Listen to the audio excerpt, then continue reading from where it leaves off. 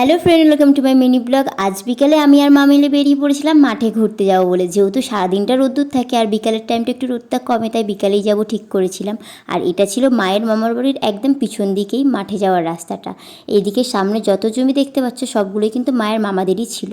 কারণ কি এখানকার মানুষদের প্রচুর জমি আর এরা প্রচুর চাষবাস করে এখানে। এই প্রথমে যে গাছগুলো দেখতে পাচ্ছ এগুলো ছিল কিন্তু বাদামের চারা। এখনও বাদাম তৈরি হয়নি, বাদামগুলো কিন্তু মাটির নিচেতেই হয়।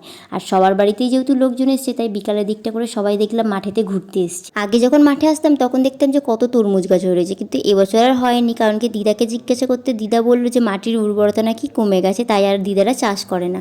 আর করলেও তেমন নাকি খুব একটা ভালো ফল পায় না, তার জন্য নাকি করে না। তো অনেকটা ঘোরাঘুরির পর একদম সামনের দিকে এসে দেখি এখানে তিল গাছ হয়েছে, তিল গাছে আবার ফুলও চলে এসছে। আর দিদাদের দুটো গরু নিজেদের মধ্যেই দেখো মারপিট করে কী করেছে, নিজেদের শিঙই ভেঙে ফেলেছে। তারপর আমি আর মা মিলে বসে পড়েছিলাম একটু গল্প করতে। তো চলো দেখা হচ্ছে নতুন ভিডিও খুব তাড়াতাড়ি।